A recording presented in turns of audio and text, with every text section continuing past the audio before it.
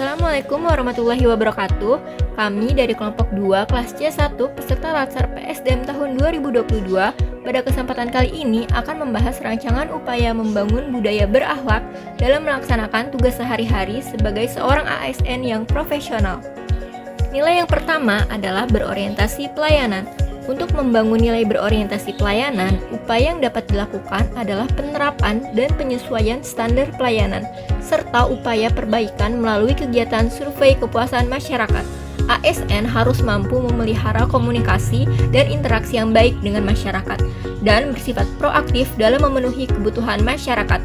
Pelayanan yang baik harus cepat, tepat, dapat diandalkan, tidak berbelit-belit, dan tidak ditunda-tunda. Selanjutnya ialah nilai akuntabel.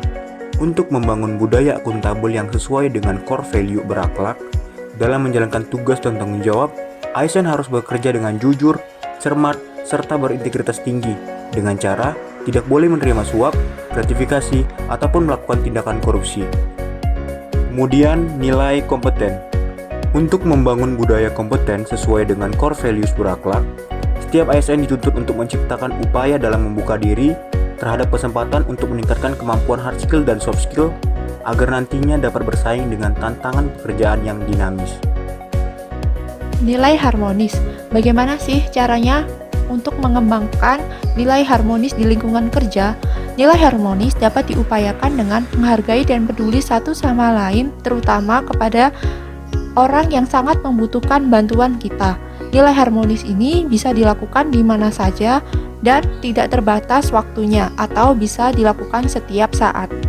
Nilai loyal. Bagaimana sih caranya kita untuk mengembangkan nilai loyal di dalam lingkungan pekerjaan? Nilai loyal dapat diupayakan dengan mengutamakan kepentingan negara di atas kepentingan pribadi. Dalam arti, kita tidak boleh mengesampingkan tugas kita hanya karena alasan pribadi.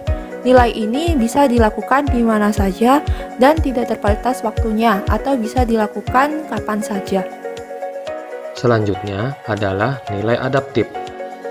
Setiap ASN pasti mengalami mutasi atau perpindahan tempat kerja, baik perpindahan antar bidang, antar unit, maupun antar instansi. Ketika hal itu terjadi, seorang ASN harus bisa menyesuaikan diri dengan tempat kerja barunya, karena setiap tempat memiliki lingkungan kerja yang berbeda dan rekan kerja yang berbeda pula. Selanjutnya yaitu kolaboratif. Sebagai makhluk sosial, manusia tidak dapat hidup sendiri atau selalu membutuhkan bantuan orang lain. Begitu pula dengan organisasi.